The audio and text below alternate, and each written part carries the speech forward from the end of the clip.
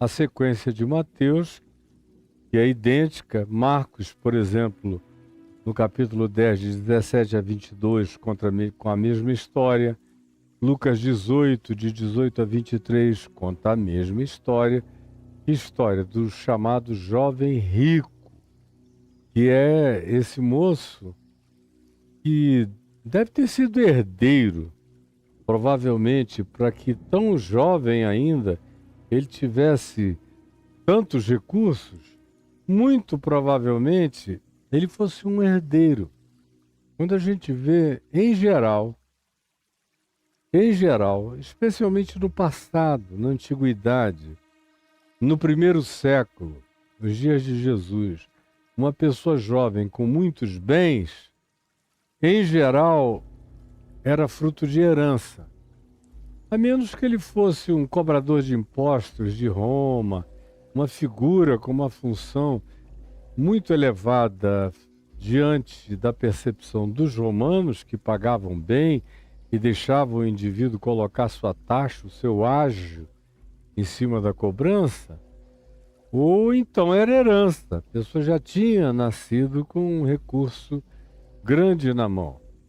E para ser um jovem com tantos bens, eu tenho a intuição de que esse moço aqui descrito e que nós vamos ver hoje é um herdeiro. Um herdeiro que fez o favor ao pai, à família, aos que criaram originalmente a riqueza, de não destruir a riqueza. Ao contrário, dá a impressão de que ele aumentou a riqueza, de que na mão dele aquilo cresceu mais. E há até algumas razões para a gente supor o que possa ter acontecido. Ele era um homem religioso, muito religioso. E justamente por isso, ele, como todo religioso, tem a tendência a não gastar dinheiro com bebidas, com luxúrias, com grandes festivais, com grandes ostentações, com demonstrações de visibilidade, com relógios de R$ 1.450.000, com coisas doidas que a gente vê esses crentes riquinhos de hoje, adoradores de Mamon, curvados no altar da teologia da prosperidade, dizendo glória a Deus que me dá dinheiro, bens e me enriquece. Mas aqui não era o caso. Aqui se diz que o moço tinha muitas propriedades. Provavelmente foi herança, o acumulado de propriedades.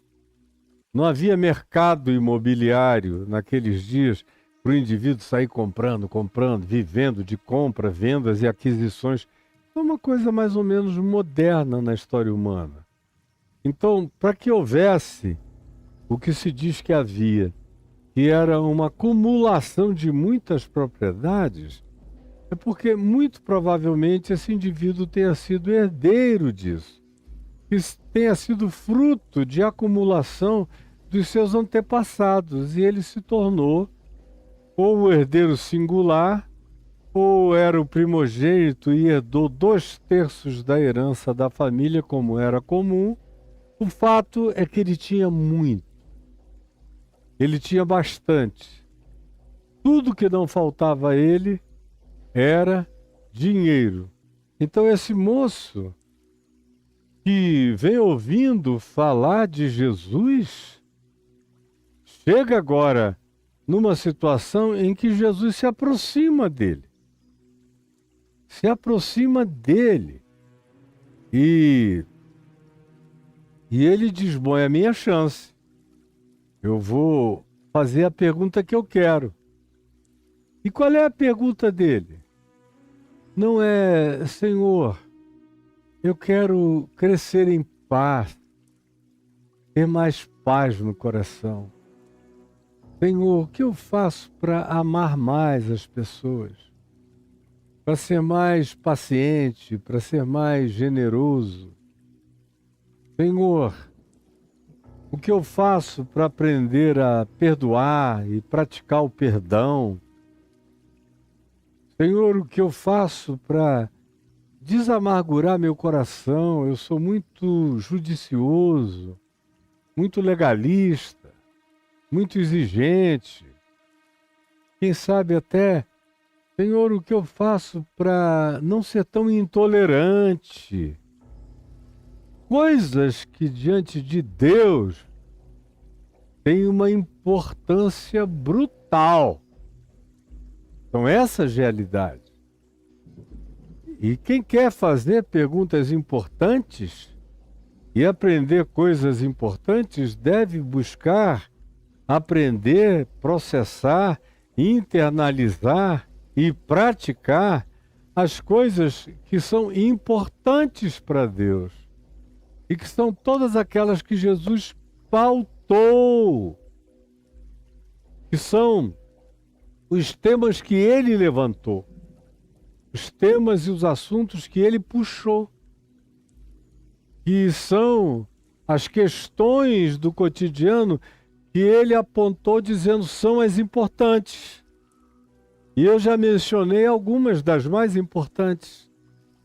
E é no Evangelho de Lucas que Jesus diz: porque aquilo que é importante diante dos homens é abominação diante de Deus. Diante de Deus as ordens estão invertidas.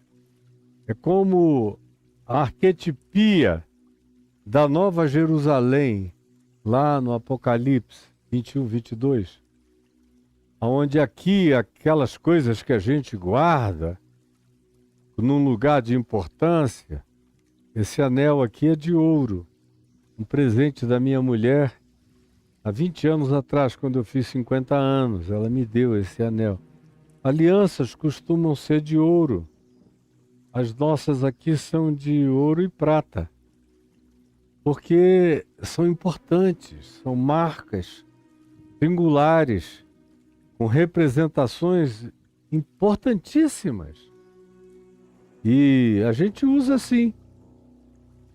Agora, na Nova Jerusalém, esse material que eu uso aqui como uma joia, lá na Nova Jerusalém é pavimento, é asfalto, é para pisar no ouro. Pérolas e pedras preciosas que aqui a gente usa como colares, como brincos, como adereços, especialmente femininos, para parecerem, para darem aquela gloriosidade à beleza da mulher, a chegada estonteantemente bela de alguém que, além da beleza que apresenta, carrega ainda esses símbolos de ostentação. No Apocalipse, isso tudo, as pérolas, as joias, estão nas portas da cidade, é maçaneta. Aquilo que aqui a gente ostenta de um modo, lá é maçaneta, só a maçaneta da porta. Mas está aqui esse moço, laureado com esses prêmios do mundo, com as riquezas deste mundo, diante das quais ele se vangloriava. Ele acordava de manhã com aquela gratidão, disse: muito obrigado, ó Deus, que eu tenho sobrando, porque não me faltam bens, propriedades, dinheiros, pagamentos, aluguéis, recursos, de todas as formas, tenho em abundância. Aí vem Jesus passando, aí ele diz: deixa eu falar com ele. Aí ele chega e a gente fica pensando que a pauta dele será outra, mas ele vem com a pauta do bolso. Ele vem com a pauta daquilo que lhe enchia o coração. O coração dele estava lotado, não de amor. Estava lotado de duas coisas: de arrogância religiosa. Ele se achava um santarado incomparável. E ele media isso pelo fato da constância dele nos dízimos, que para ele era uma merreca. E a gente não sabe nem qual era o nível da contribuição, se era dízimo mesmo ou era só aquele empavoramento dizimal para que os olhos humanos vissem e o aplaudissem. Muito frequentemente quem tem muito é quem dá menos. Foi Jesus que nos ensinou isso quando apontou para aquela viúva que não tinha nada, mas entregou no santuário tudo quanto possuía e voltou para casa sem coisa nenhuma. Como a gente vê nas estatísticas, seres humanos bilionários, por exemplo, nos Estados Unidos, a maioria deles paga menos imposto do que as suas secretárias. E aqui no Brasil, quantos amigos milionários? Eu tive 2 amigos bilionários no Brasil. Mais frequentemente, aqueles que trabalham para eles, os seus diretores, suas secretárias, seus funcionários, pagam mais impostos do que eles. Como um amigo milionário que eu tinha, que tinha milhões de dólares guardado em casa, não era no banco, era em casa. Fora o que havia no exterior, nos paraísos fiscais, nas propriedades, nas inúmeras propriedades e demonstrações de ostentação de riqueza. E ele tinha prazer em tentar me ajudar, uma espécie de maneira de santificar o dinheiro dele, era ajudando uma pessoa que ele sabia que era honesta e era sincera e que não estava querendo o dinheiro dele para si, mas se ele queria investir, que investisse na missão, no trabalho, na evangelização, na ação social, no socorro aos pobres, que era a extensão de tudo que eu fazia. Ele achava bonito. E se ele se estendia, como todos os outros ricos que me ajudaram, se estendiam nas coisas que eu fazia. Era um modo deles criarem extensores para os seus braços. Era me ajudando porque através de mim eles alcançavam. E não é uma dedução minha, era o que eles me diziam.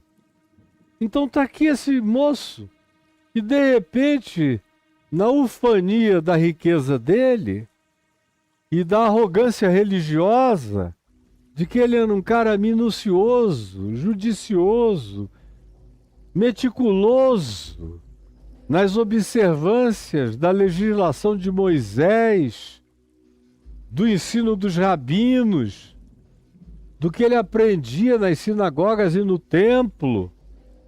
E ele tinha um grande orgulho.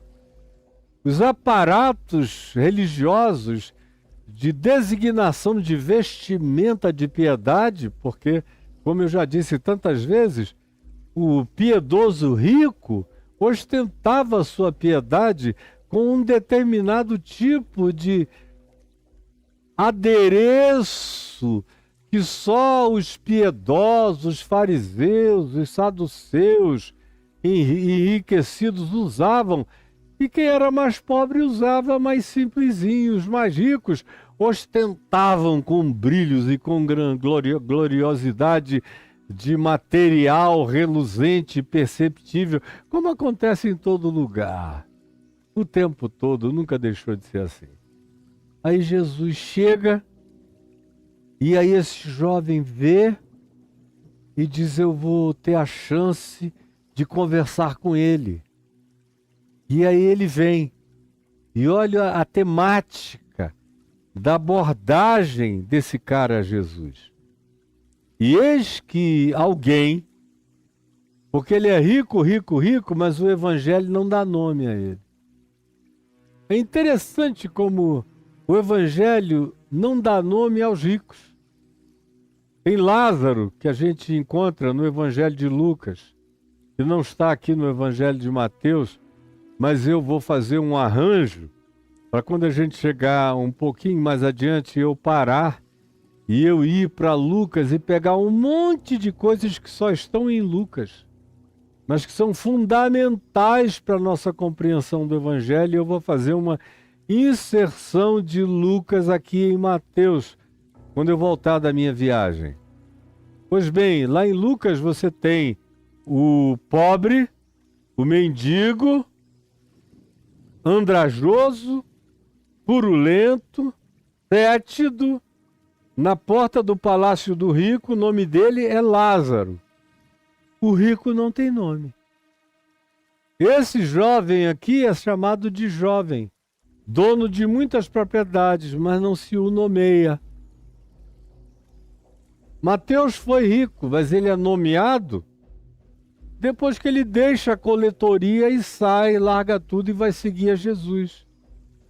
Zaqueu foi muito rico e é o único que Jesus chama pelo nome. Zaqueu, desce depressa, porque hoje me convém pousar em sua casa. E acontece tudo aquilo que aconteceu na casa dele. Zaqueu se arrepende, resolvo dar metade dos meus bens aos pobres, e se em alguma coisa defraudei alguém, restituo agora 4 vezes mais. No entanto, no geral, o rico só tem nome a serviço de Jesus. José de Arimateia era um homem rico, discípulo oculto a serviço de Jesus. Ofertou-lhe a tumba para que Jesus ali fosse posto. No geral, me diga quem são os ricos que o Evangelho nomeia. Mas, em geral, os ricos são deixados como apenas figuras que entraram numa história, são caracterizados pelo modo como chegaram, pelo que falaram e pelo modo como saíram, mas a gente praticamente não os encontra sendo nomeados.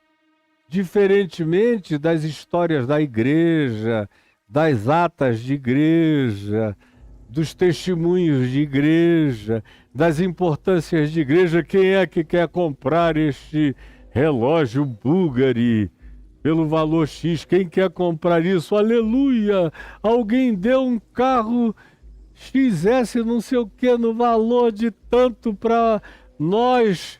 Fazemos um leilão de não sei quantos $1.000. E aqui foi o irmão, obrigado irmão fulano de tal.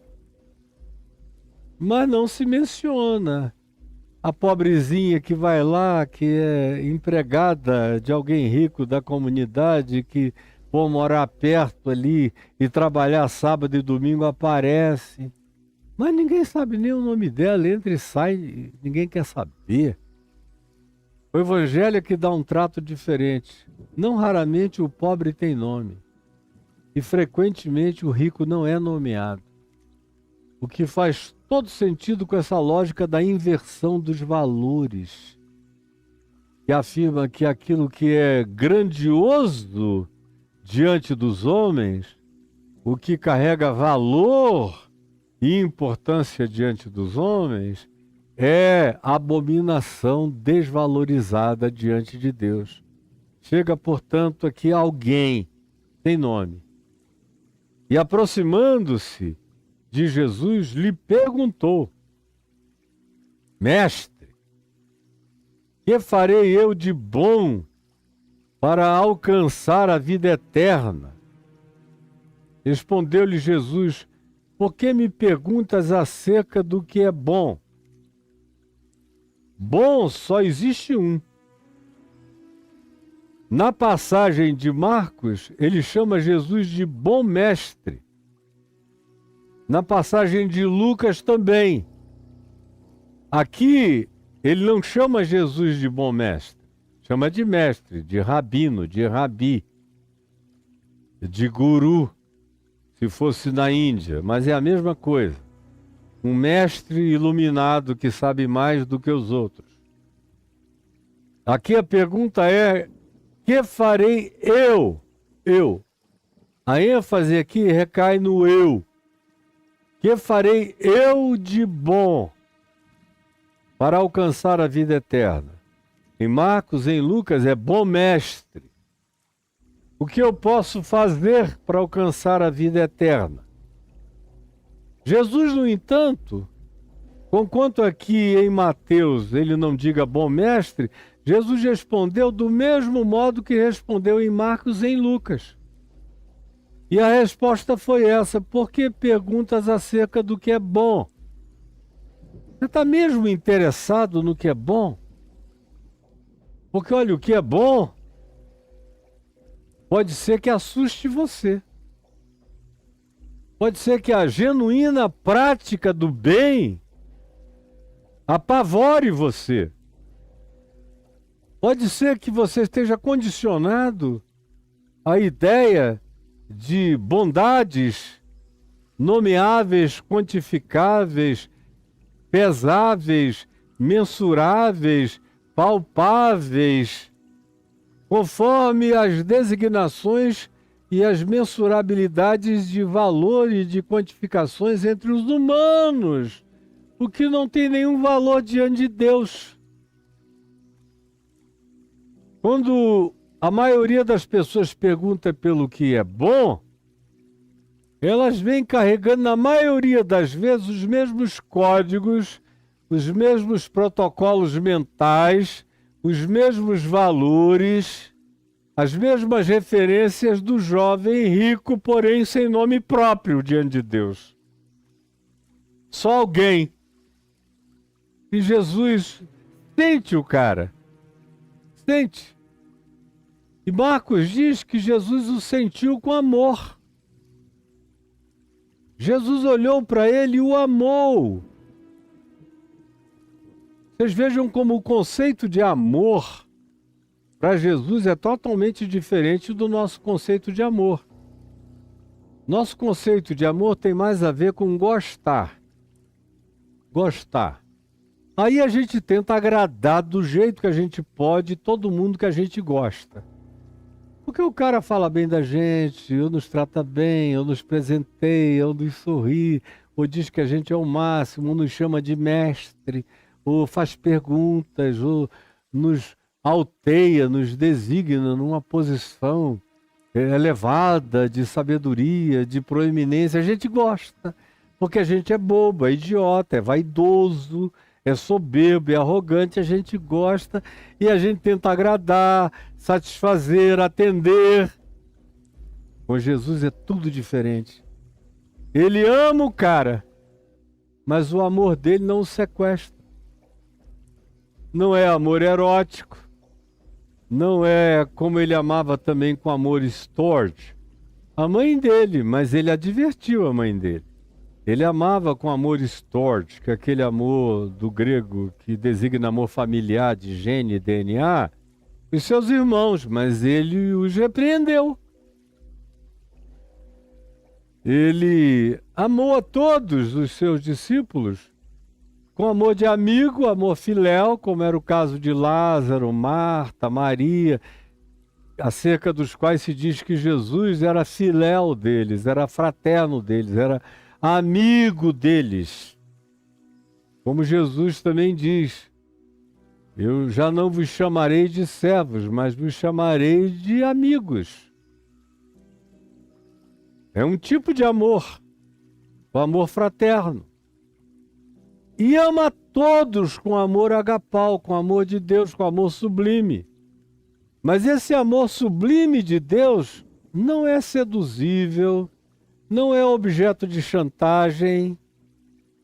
Ele pode gostar de alguns aspectos da personalidade, mas ele não se sente obrigado a atender coisa alguma, porque alguém tocou em alguma fímbria agradável, ou porque ele gostou dos olhos, do sorriso, da voz, da aproximação, do jeito, da educação, dos modos. Jesus também tinha essas apreciações de natureza estética, da educação, da aproximação, da abordagem. Tudo isso fazia parte de um pacote de observação. Mas nada disso o seduzia. Nada e nem ninguém. E é o que a gente vai ver. Mestre, que farei eu de bom, para alcançar? É outra ênfase. É ele que alcança. Eu, bom, alcanço. Eu, mal, não alcanço. Salvação pela minha bondade. Vida eterna pela minha bondade. Tomarei posse da vida eterna porque eu sou bom. Porque eu sou o cara. Para ele ser bom, o conceito dele de bondade não era ser generoso, não era ser hospitaleiro, não era ser acolhedor. O conceito dele de bondade vinha da religião, vinha provavelmente do farisaísmo, vinha da obediência meticulosa aos mandamentos exteriores. E como ele era um cara que não tinha ninguém naquela sociedade para dizer: você é um adúltero, porque ele não adulterava.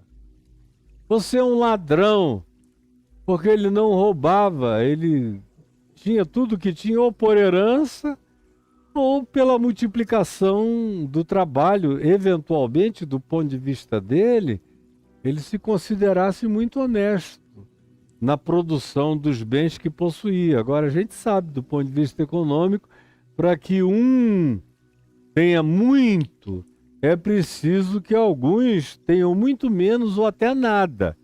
Do ponto de vista de qualquer teoria econômica básica e simples, a gente aprende isso. Os recursos não são inesgotáveis. Se um tem muito, é porque tem alguns com muito menos ou sem nada. Mas isso, para ele, não estava dentro da análise do conceito de bondade pessoal. Que farei eu de bom? Bondade para ele era: quem sabe ele me dá mais um mandamento para eu obedecer. Um mandamento a mais, como um troféu, ou como um diadema na minha coroa de glória pessoal, na observação visível que terceiros farão da minha supremacia moral, religiosa, diante de todos os demais, como eu sou incomparavelmente acima de todas as médias. Isso para ele era ser bom. Como em geral é o que os religiosos, inclusive os religiosos com muitas posses, pensam, sentem, imaginam e se autocoroam com esse tipo de impressão. O pessoal da teologia da prosperidade, que hoje em dia não pode dizer: não, eu sou bom porque eu dou um adultério, porque a maioria deles mete a ripa, pimba na xuxinha fora do casamento. Muitos deles são ladrões, enganadores, mentirosos, aproveitadores, safados, cretinos, canalhas, não querem nem saber. E o que os valida é pensarem que se eles continuam ganhando dinheiro é porque Deus está do lado deles. Porque Deus só dá dinheiro para aqueles quem Ele gosta. E quando Deus não dá dinheiro e o cara é pobre é porque Deus não gostou dele. É assim que funciona a teologia da prosperidade. E é assim que você foi ensinado e é ensinada nos lugares que você frequenta. Que farei eu de bom? E aí vem essa mão estendida. Essa mão estendida aqui, ó. Para eu alcançar a vida eterna. Eu alcançar a vida eterna. Que farei eu de bom? Para eu pegar a vida eterna para mim. E toda vez que eu leio esse texto aqui, eu me lembro do Salmo 116, versos 12, 13 e 14, aonde essa pergunta é feita: que darei eu ao Senhor? Uma pergunta. O que eu tenho para dar a Deus? Ele me tem abençoado e eu quero dar um retorno digno de Deus. Deus, o que eu posso fazer de bom pelo Senhor? Que trarei eu de bom? Que farei eu de bem? O que acrescentarei eu à bondade de Deus a partir de mim mesmo? É o que o Salmo 116, verso 12 pergunta. Que farei eu de bom para com Deus? Em razão de todos os benefícios dele para comigo, eu tenho que trazer alguma coisa minha, boa, para agradar a Deus. Aí a resposta do Salmo 116, no verso 13, é, sabe o quê? tomarei o cálice do Senhor. Tomarei. O que é que eu tenho de bom? O que eu trarei de bom para agradar ao Senhor? Por todos os seus benefícios para comigo. E a resposta é: beberei o cálice da salvação. O que é que eu tenho para dar? A resposta é nada. Você só tem para receber mais. É receber o cálice da graça. Pela graça sois salvos. Beber a salvação de graça. Aceitar a bondade de Deus sem nenhuma virtude sua. Não é por causa de eu nenhum, de poder nenhum, ou de alcance nenhum, porque você não alcança nada, você não alcança nem seu próprio coração. Tudo que possa acontecer a você de bom é graça e misericórdia de Deus. Que farei eu de bom diante de todos os benefícios de Deus para comigo? Tomarei o cálice da salvação. Receberei de graça o que de graça Ele me deu. E invocarei o nome do Senhor. E manterei o espírito de obediência ao Evangelho do Senhor. É o que diz o Salmo 116, do verso 12 ao verso 14. Outra vez invertendo completamente a lógica da religião. Que farei eu de bom para alcançar a vida eterna? O cara queria ter mão para pegar na vida eterna. A vida eterna é minha porque eu fiz coisas legais, porque eu sou um cara da pesada e eu tomei posse da vida eterna. Eu sou dono da vida eterna. Além de todas as riquezas que eu tenho nesse mundo, eu também tomei posse da vida eterna com a minha mão. Como é que eu posso fazer, Jesus, para eu tomar posse da vida eterna? O cara que se acostuma a ter muitos bens fica achando que tudo de Deus está à venda, que Deus está à venda, que a bênção de Deus tem a ver com dinheiro, com bens, com posses, com recursos, com o que você traz e quantificavelmente entrega e compara e é mais do que os outros. Portanto, se eu dou tão mais do que os outros, receberei de Deus muito mais do que os outros demais. E no Evangelho não é nada disso. Mas o cara chega com essa ilusão perversa no coração. Que farei eu de bom para herdar a vida eterna? Respondeu-lhe Jesus: por que me perguntas acerca do que é bom? Onde é que a verdadeira bondade entrou em questão aqui? Eu estou te olhando e estou te amando, porque eu amo o mundo inteiro e eu te amo. Tu foste criado em mim, tu não existes de ti mesmo e eu te amo, ainda que tu não tenhas entendido nada. Mas aonde é que o assunto da verdadeira bondade entrou em questão aqui? Ele falou: eu que farei de bom para eu alcançar a vida eterna.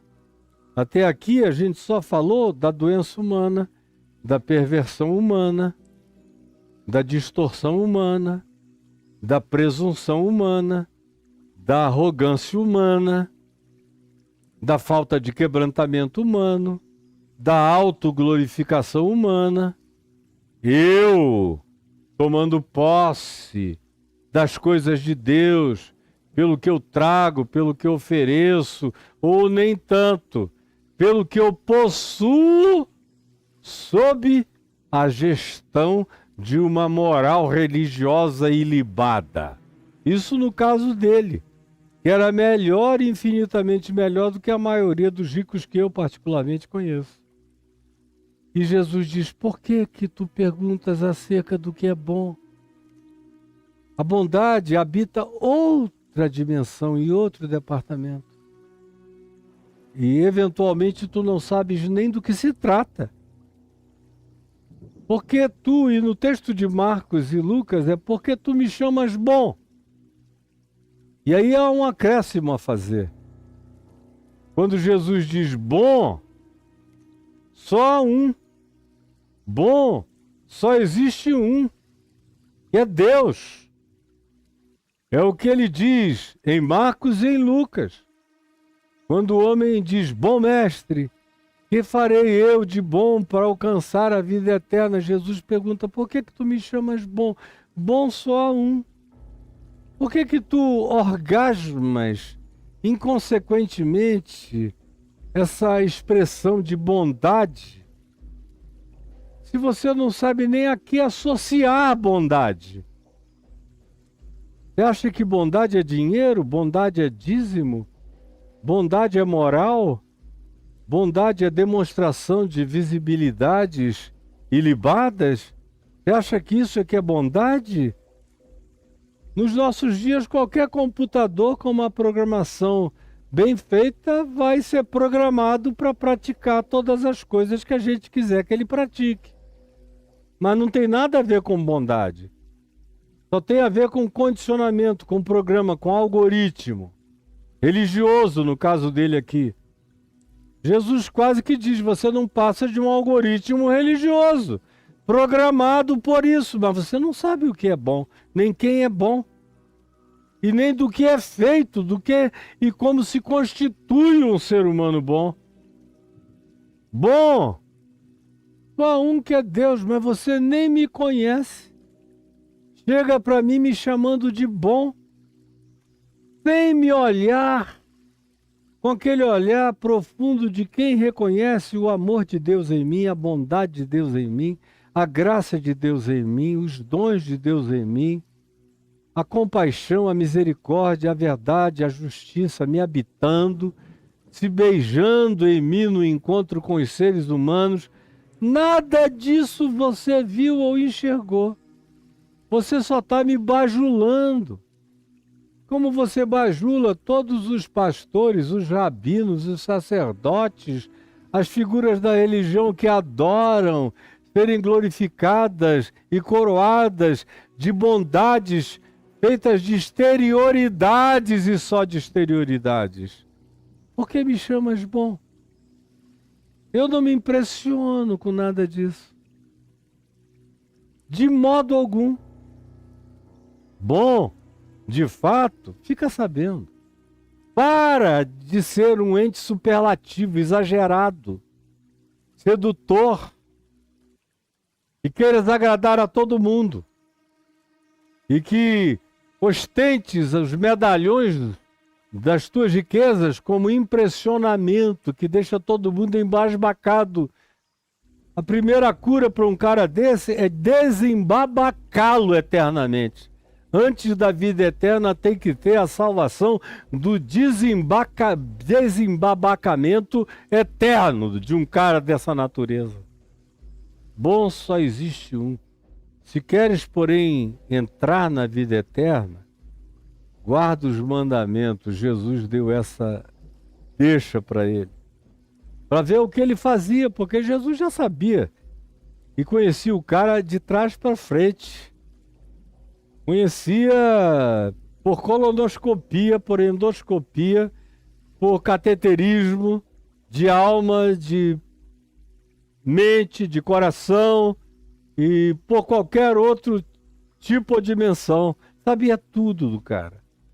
E sabia que o negócio dele era a alegação dos mandamentos. Aí Jesus disse, se você quer entrar, não é uma coisa para alcançar. Mas se tu queres mesmo entrar na vida eterna, guarda. Com humildade, com quebrantamento, com simplicidade, com discrição, um mandamento.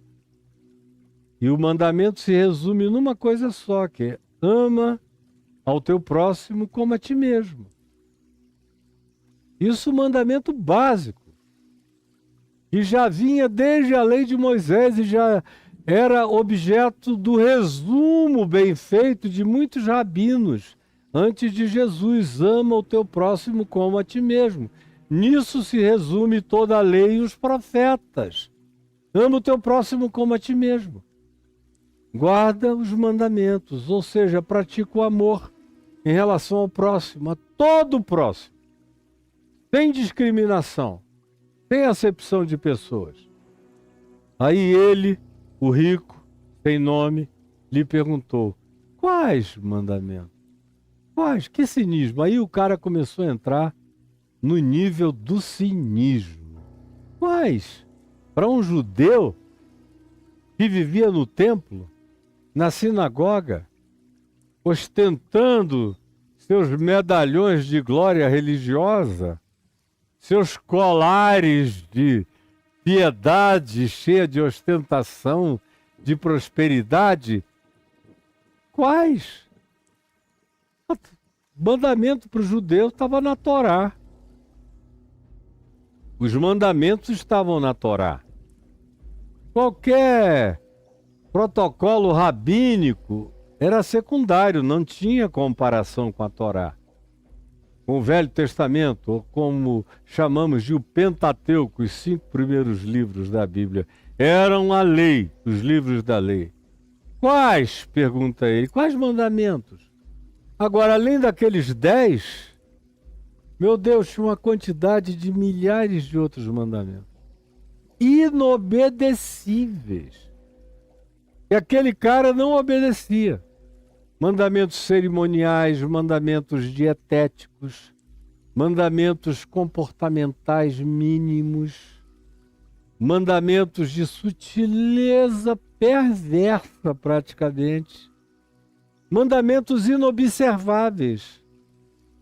Como o apóstolo Paulo disse, se você quiser ser salvo pela lei, você se faz obrigado a cumprir toda a meticulosidade da lei, porque se você cumprir toda a lei de Moisés, não só os 10 mandamentos, mas toda a lei de Moisés, mas transgredir num único dos demais mandamentos, você se torna réu, com toda a lei apontando na tua direção e te acusando como transgressor, porque a lei é um monobloco, não seccionável.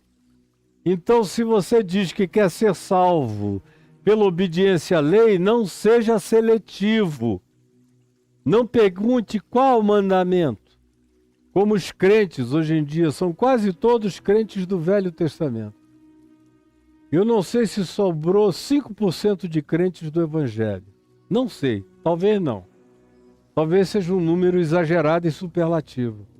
Porque os crentes se tornaram todos evangélicos de Moisés, evangélicos das leis do Antigo Testamento. E mesmo assim ainda são seletivos. Quando eles pensam nos mandamentos, eles só pensam nos 10. Mas os 10 mandamentos eram o menu de introdução. Os rabinos de Israel e os fariseus de Israel, os que queriam ser mais santos do que a santidade, mais santos e santarados do que se podia imaginar, eles ficavam observando condimentos. O que se punha como condimento da comida, com o que se misturava, como é que se comia, e quantos banhos se tomava por dia. Meu Deus! Eu estava transando com a minha mulher e ela menstruou no ato, eu estou impuro. Aí tem que se lavar, ficar se purificando. E a mulher também não pode tocar em nada, e lavar o colchão, lavar tudo. Não toque em nada, senão você fica impuro. Se você, sem querer, tocar numa pessoa que morreu, você fica impura. E aí vai, isso ainda são aqueles mandamentos paralelos dos menos grotescos. Tem uns que são horrorosos. Você que adora camarão, lagosta, fruto do mar, que come um monte de comidas deliciosas, dizendo obrigado, Senhor, tudo isso está proibido na lei de Moisés. Tudo. Tudo. Mas você é seletivo igual esse cara. Quais? Quais? Porque ele tinha os mandamentos para consumo pessoal, e como os crentes fazem. Bom, e mentir eu minto muito. eu dou muito falso testemunho, eu fofoco pra caramba, eu invento fake news, eu espalho mentiras para todos os lados, especialmente acerca de quem eu não gosto. Jogar no outro time, se tiver outra ideologia, se votar em outro candidato, não importa, a verdade já está sepultada. Eu vou mentir e inventar até ele morrer pelas minhas calúnias. Agora, eu não traio a minha mulher fisicamente. Agora, meu Deus, apreciar um bundão gostoso, uma coxa gostosa, uma boca carnuda, aí eu tenho olhos, eu sou humano, caio.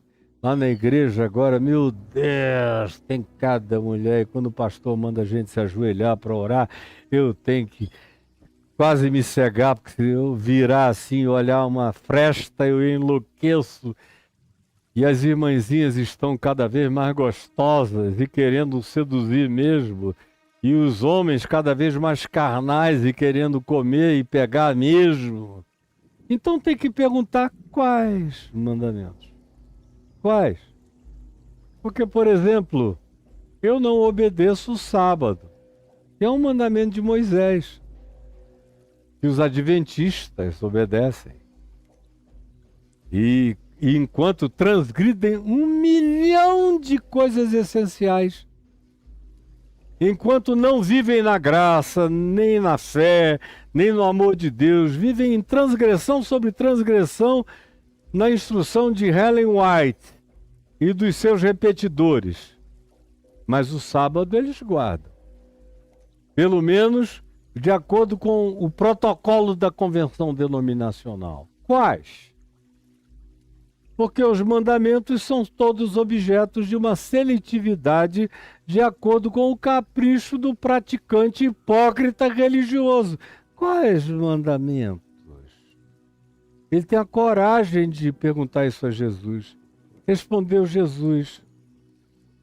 E Jesus respondeu só com os mandamentos relacionais. Ele não falou para amar a Deus de todo o coração, de toda a alma, de todo o entendimento, de toda a força. Não falou, não terás outros deuses diante de mim. Ele deu até uma colher de chá para o cara, porque um outro Deus diante dele, o cara tinha. Ele adorava mais o dinheiro do que a Deus. E ele adorava mais o ego dele glorificado do que a Deus. A gente vai ver na sequência. O que ele adora realmente. E Jesus deixou de fora os mandamentos verticais e apresentou apenas os mandamentos da relacionalidade horizontal. Por exemplo, não matarás. Aí o cara, oh, que coisa boa. Eu? Nem armado eu ando. Não. A minha mão está limpa aqui. Ó. Não matarás. Aí Jesus diz, não furtarás. Não, minha fortuna não precisei tirar de ninguém.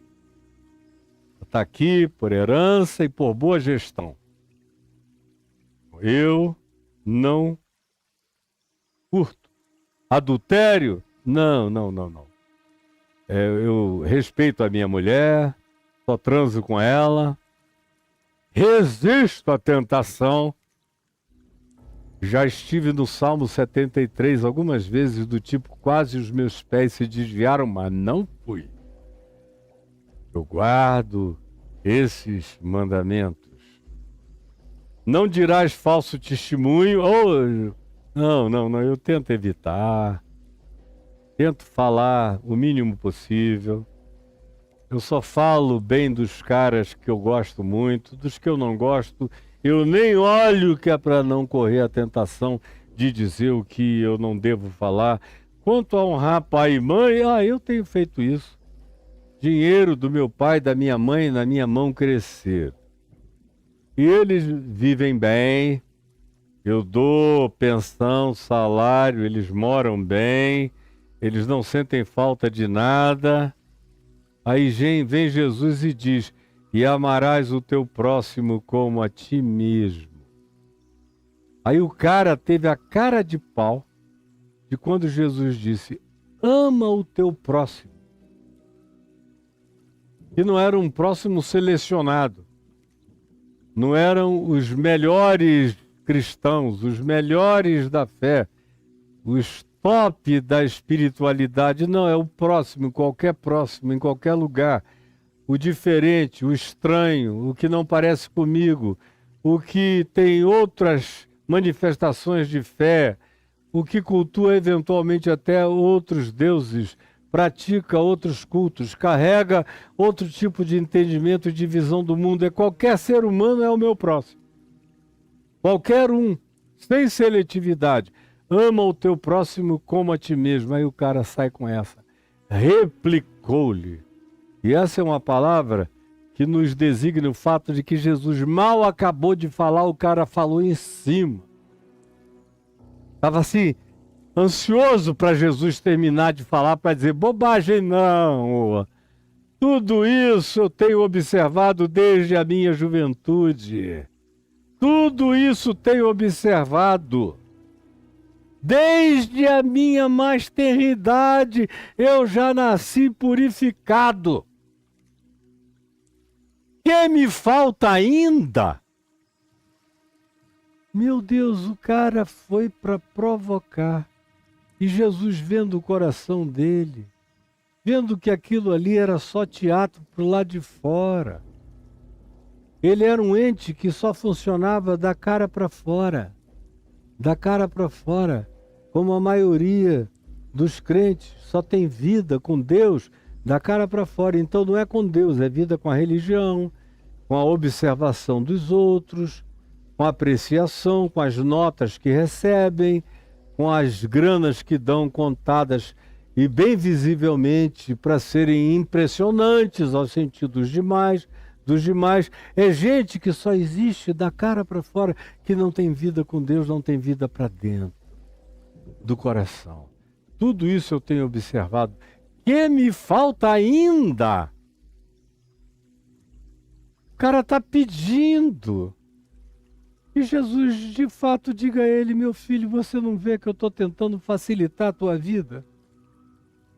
Porque se eu tivesse, você não teria recebido resposta de graça, nem a primeira pergunta, que já foi indecente, que já foi arrogante, que já veio carregada de presunção, de vaidade, de soberba, de pretensões malignas que você nem consegue enxergar porque teu coração está empedrado e você ainda quer mais. Que mais me falta ainda? Disse-lhe Jesus, se tu queres ser perfeito, estás querendo ser perfeito? Como Abraão não foi, como Moisés não foi, como ninguém antes de ti foi, como nenhum dos meus discípulos é, como ninguém à nossa volta é, como ninguém que tu conheças o seja. Tu queres ser perfeito, é isso? Olhando nos olhos do cara, tu queres ser perfeito? Então eu te digo uma coisa, vou te ensinar o caminho.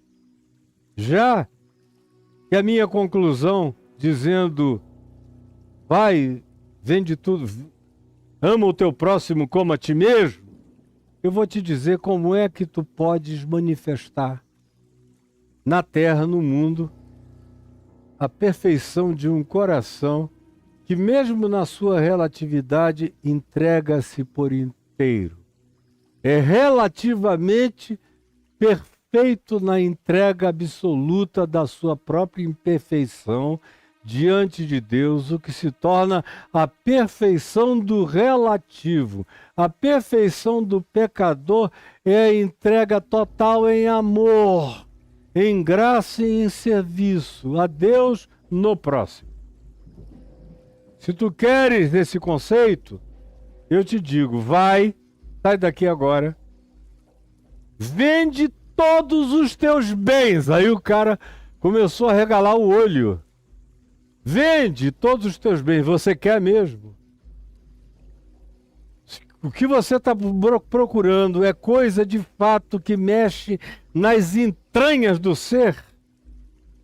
Venda então todos os seus bens e dê todos os seus bens aos pobres do mundo. Não aos crentes pobres, aos pobres da terra. A quem você conhece e a quem você não conhece, indiscriminadamente. E terás um tesouro nos céus. Porque aquilo que é cheio de valor diante dos homens é abominação diante de Deus. E aquilo que os homens desprezam como não tendo nenhum valor, é o que tem valor diante de Deus. Inverte a ordem da tua mente. Passa pela metanoia, pela mudança de mente, pela alteração de valores e significados. Começa a dizer assim na terra como no céu. Então pega tudo que tu tens, dá aos pobres, porque no céu tudo que tu tens é maçaneta de porta, é pavimento de chão, virou alicerce na Nova Jerusalém. Nem visível é, não tem nenhuma importância. Inverte os valores. Pega tudo que tu tens, vende tudo, apura o dinheiro, investe nos pobres. Está cheio de pobre entre nós. E tu terás um tesouro nos céus, imaterial, invisível, incontável, não discernível para nenhuma contabilidade ou percepção humana. Só você e Deus conhecerão esse valor, essa coroa da vida, essa graça, essa felicidade. Só você e Deus conhecerão. E aí ele prossegue e diz: então vem e segue-me. Depois de fazer isso, vem e segue-me. Anda aqui comigo. Eu vou te incluir. Você vai ser um apóstolo meu. Vem? É isso que você quer? Aí quando o cara ouviu a resposta da verdade, segundo Deus e não segundo a religião, nem as fachadas e a teatralidade farisaica a qual ele estava submisso, em razão da qual ele vivia empavonado, quando Jesus lhe deu essa resposta, o verso 22 diz: tendo, porém, o jovem ouvido esta palavra, que era o Evangelho. Foi a palavra que meu pai ouviu. Papai era rico. Papai, com 32 anos de idade, já era considerado a segunda fortuna do Amazonas. Só havia um outro cara com mais grana do que ele. A banca advocacional dele já era a mais poderosa do estado, advogava para governadores, prefeitos, senadores, deputados federais, industriais, os grandes comerciários da cidade, todos eram clientes dele, eram grana entrando para todo lado. Ele virou industrial, dono de uma fábrica de papel, fábrica de perfume, com concessão naquele tempo para explorar madeiras perfumadas da floresta para fazer perfume, para tirar madeiras para transformar em celulose. Aí criou uma indústria de papel, Papel Amazon era o nome da indústria. E aí mina de ouro, comprou a concessão e o governo deu a concessão, ele comprou a propriedade e o governo deu a concessão para ele explorar aquilo que àquela altura consideraram a mina de ouro mais prolífera da Amazônia. Era dele. A mina de ouro de Parauari. Grana, grana, grana saindo pelo ladrão. Ele dirigia aqueles carros importados que não existiam no Rio, nem em São Paulo, nem em lugar nenhum. Ele mandava buscar em Manaus carros da Alemanha, carros dos Estados Unidos, aqueles conversíveis enormes dos anos 50. Aí eu me lembro, eu era menino, mas ele estava ali dirigindo, minha mãe ao lado, eu atrás, em pezinho, capota baixa, a cidade inteira assistindo, a minha irmã Sueli ao lado, depois o meu irmão Luiz. Aí também teve um tempo que só dele eu participei, que era quando ele colocava a amante dele, que era uma lourona gostosa, estilo Marilyn Monroe, toda de cinturinha fina, bunda bem desenhada, coxas roliças, boca carnuda, olhos verdes profundos. Meu pai teve um caso de 6 anos com ela e minha mãe sofrendo. Naquele tempo não tinha divórcio, era desquite. E ele não fazia questão de esconder nada. Ele virou um grande fanfarrão, poderoso, culto, cultíssimo, inteligente, brilhante, rico, sem saber onde botar o dinheiro dele. E ele me botou no carro junto com a amante, tanto quanto me levou na casa da amante algumas vezes. E depois aconteceu uma tragédia da história. A filha mais nova da ex-amante dele, quando meu pai já tinha se convertido, largado tudo, decidido ficar pobre, pegou tudo que ele tinha e deu aos pobres e distribuiu com os funcionários e advogados que trabalhavam a ele já em Niterói, no Rio de Janeiro. Ficou pobre de tudo, morando num lugar pequeno, dirigindo um Fusquinha e uma Kombi, o que para nós era quase heresia no passado. Pois bem, quando o Evangelho entrou no meu pai, no Rio de Janeiro, em 1960, em Niterói, em 1967, no Natal de 67, quando o Evangelho explodiu dentro dele, ele tomou algumas providências rápidas e em seguida ele tinha acabado de ganhar 4 quilômetros de praia. 4 quilômetros de praia. Você sabe o que é isso? Antes da região de Rio das Ostras, 4 quilômetros antes de chegar em Rio das Ostras, aquela praia inteira de um lado e outro da estrada era dele. Valia milhões e milhões e milhões, não dava nem para mensurar.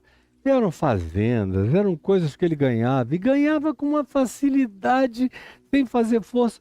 Foi pegando tudo e distribuindo, devolveu para os donos, para quem ele tinha advogado as causas.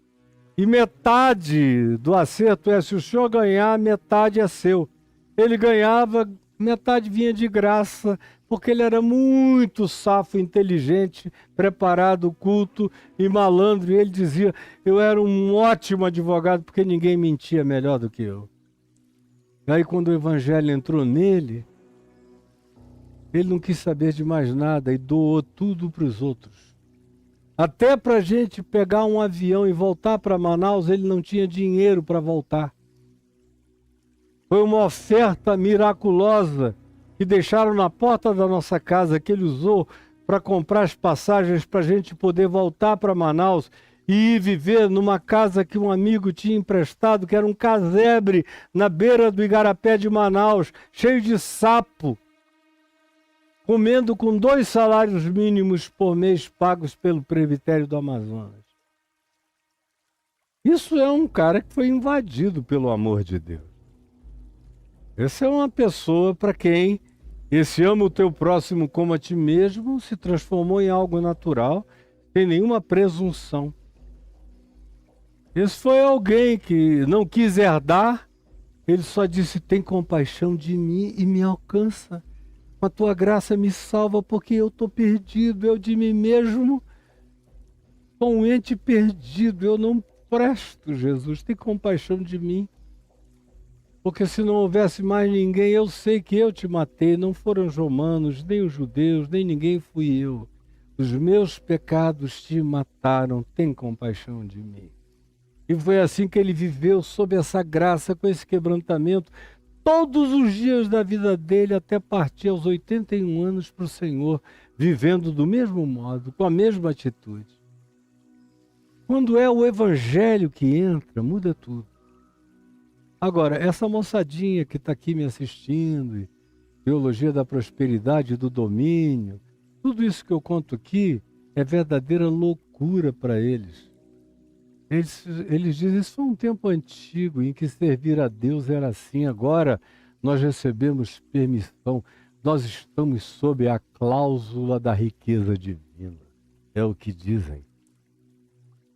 Tendo, porém, o jovem ouvido esta palavra que eu acabei de dizer para vocês, contando a história do meu pai, esta palavra do Evangelho, ele retirou-se triste. O Evangelho de Mateus diz, retirou-se contrariado. Foi mais do que triste, saiu com raiva. Mas Mateus e Lucas dizem, retirou-se triste. Marcos diz, contrariado, zangado com Jesus. Pelo amor de Deus, esse cara não viu. E não é todo dia que chega alguém como eu, querendo participar, fazer perguntas, andar com ele. Ele devia me interpretar como um privilégio na vida dele, ao invés de me tratar desse modo, e foi embora com raiva. Triste ou com raiva. Contrariado por ser dono de muitas propriedades. Aí eu vou prosseguir com você quando eu voltar de viagem. Eu vou parar hoje aqui, mas isso tem uma sequência no verso 23. Então disse Jesus aos seus discípulos, em verdade eu vos digo que um rico dificilmente entrará no reino dos céus. E por aí vai, e eu vou explicar a você. É difícil um rico entrar no reino dos céus? É impossível, não só um rico. Jesus vai ensinar que é impossível qualquer ser humano, por conta própria, por presunção própria, por arrogância própria, entrar no reino dos céus. Se não se converter e não se fizer como uma criança que não está nem aí para bens, nem propriedade, nem coisa alguma, que tem outros valores e se alimenta de magia, de invisibilidade, de imponderabilidade, não entra no reino